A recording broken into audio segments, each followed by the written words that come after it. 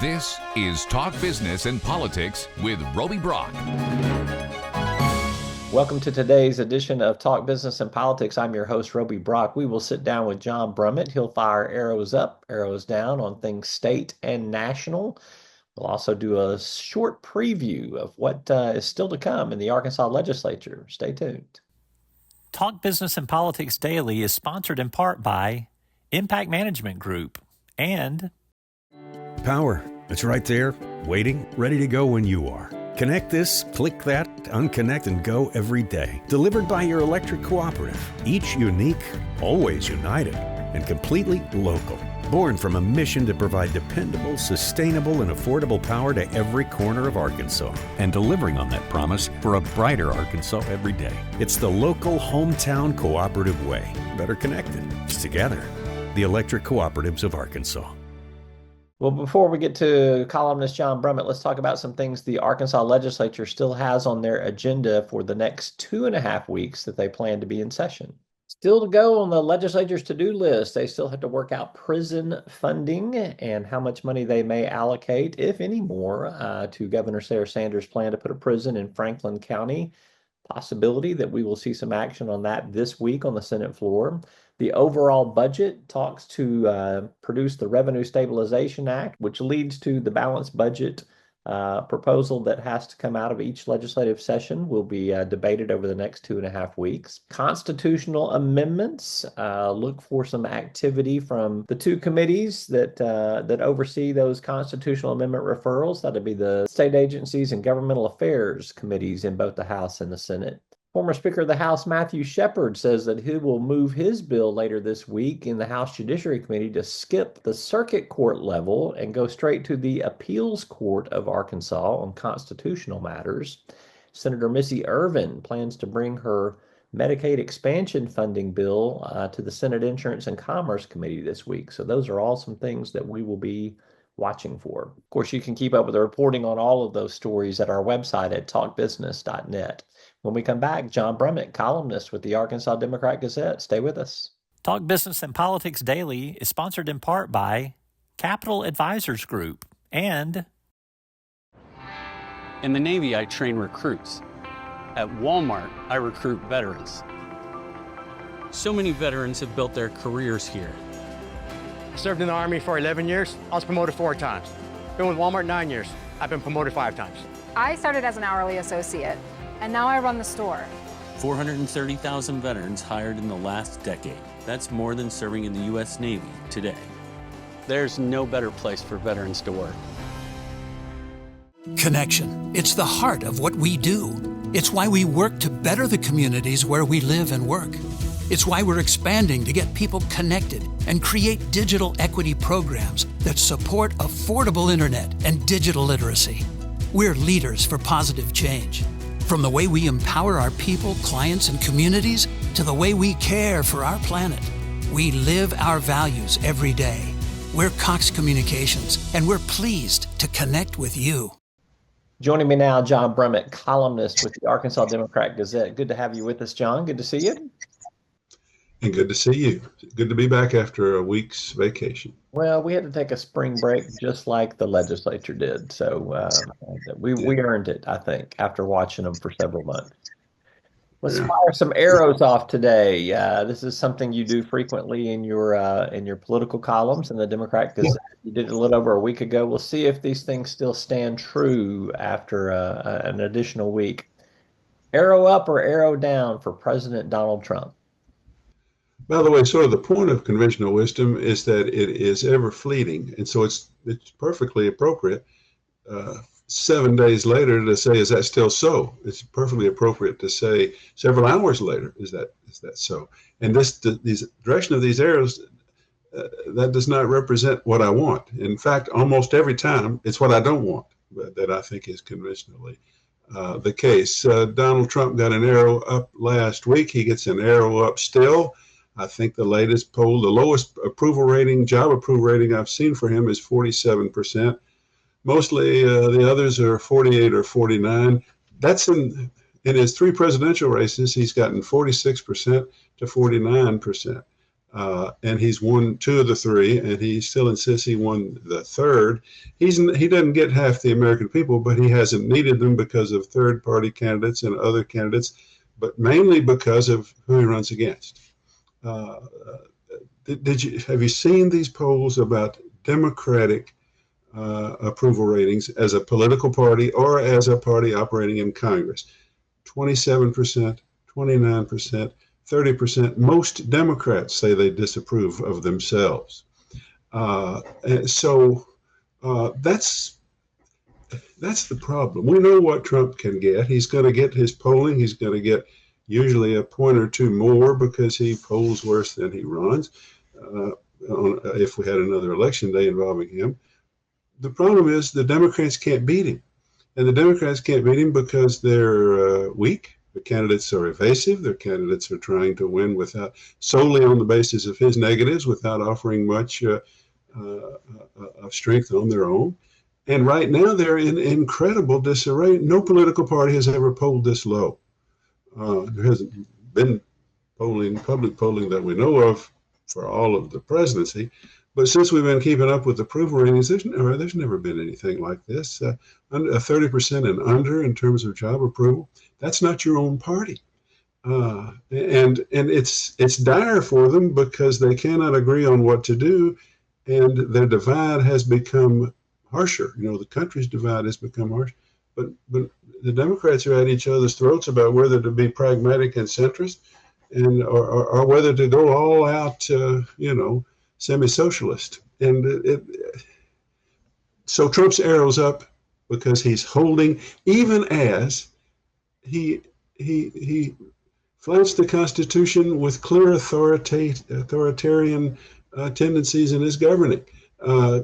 He said he could shoot somebody on Fifth Avenue and get away with it. He can do most anything right now and get away with it for the reason that he is unopposed. And a lot of people like the chaos that he is fomenting without regard for the threat it poses to our system. And I've talked too long about the first arrow, but that's the way I see that. Okay, we got time for any more arrows now. Yeah, so Trump's arrow is up, and my next topic was going to be Democrats, which I'm going to predict is arrow down. And so talk a little bit more about that, but tell me this in your answer.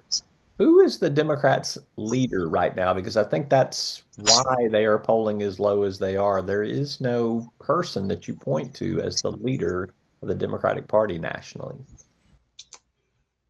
That's exactly true. Arrows down. The reason is contained in the answer to Trump. Who is their leader? Is that the reason that they are polling so poorly? As you suggest, I think that's a factor, but I think all this is tied together. They have a leader.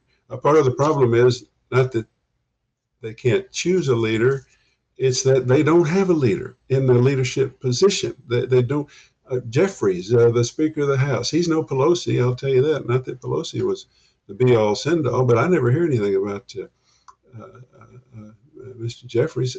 Schumer, in my pragmatic, center-leaning view, did the right thing for the party, decided not to pick a fight that the Republicans would have won, but he's been beaten up over it. He probably is going to end up not running again or get beat by, Ocasio-Cortez or something like that. Tremendous vitriol toward him. And then beyond that, I wrote this morning, Governor Shapiro in Pennsylvania. Very impressive guy. But he was interviewed by Bill Maher, and he just struck me as a very talented pre-Trump era conventional Democrat, kind of evasive, talking about what he's done at the state level. What the Democrats need, in my view, is somebody else, another politician from Pennsylvania, who might put a suit on instead of running around in a hoodie and shorts. I'm talking about Fetterman, who's kind of the Democrats need a cleaned up Fetterman. They need their own Trump, not as crazy as Trump, not as mean as Trump, but unafraid to say what he thinks and willing to take leadership of his party. The Republicans were leaderless, weren't they? And they had a bunch of people run for president from the primary in 2016. And they said, well, it's not going to be Donald Trump. It was Donald Trump. And why was it Donald Trump? Because he said something. He stood for something. He's going to put up a wall.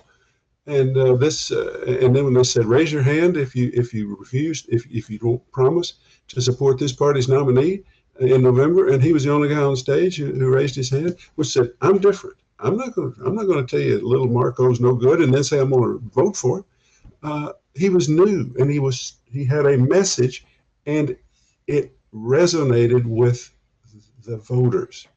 And Democrats need to quit trying to finesse everything.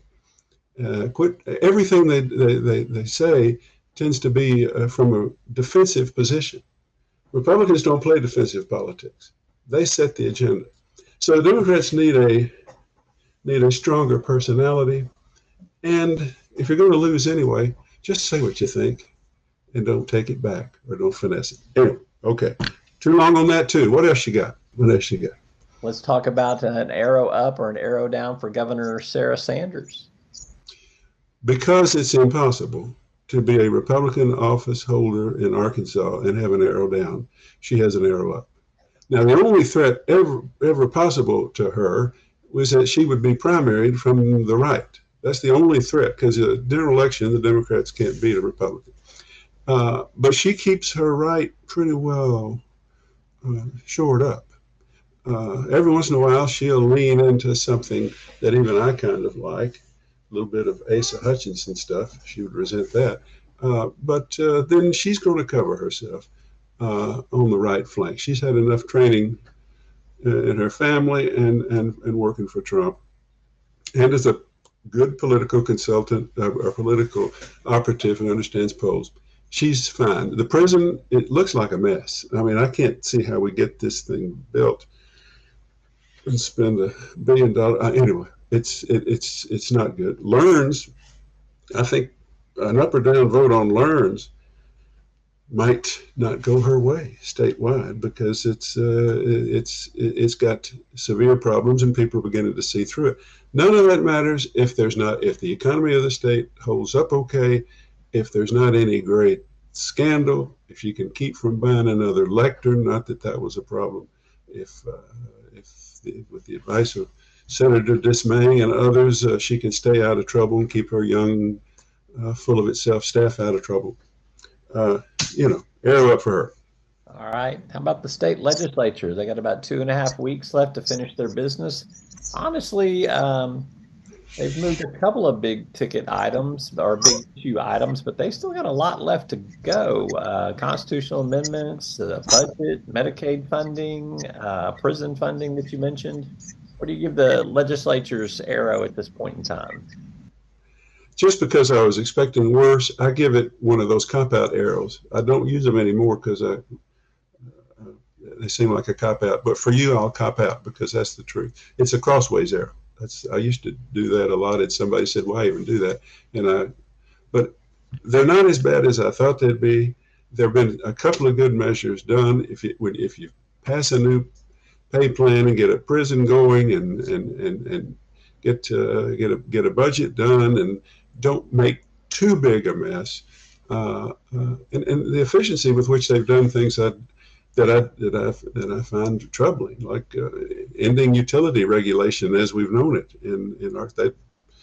They came in with a complicated bill and they gave it a little lip service, but they sent it out, and we'll see what works out on that. But it's not unusual, Roby, for everything to come up at the end and for there to be a mad dash. I remember a former Speaker of the House, John Paul Capp, said these things are hard to start, but they're harder to stop, meaning legislative sessions. And we're going to, Medicaid funding could be an issue with the budget, the pay plan, the prison thing, and then the constitutional amendments. They're going to send out 3.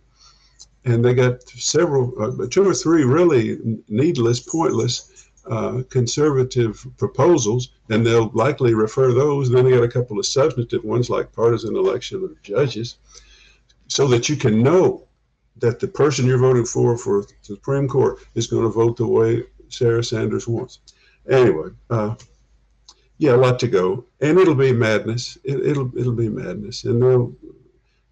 Wild at the end, and reasonable people will wonder, why didn't they do this all those other days, or why didn't they work on Fridays or something, but that's where that is. Did you want an arrow on the legislature? It's crossways. It's crossways. Yeah.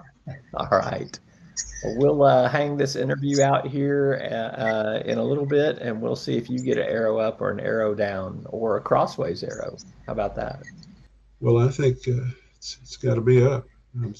I can fill some time answering your questions, can't I? You don't have to do anything except turn me loose. All right. He's Take John care. Brummett, columnist with the Arkansas Democrat Gazette. Thank you so much.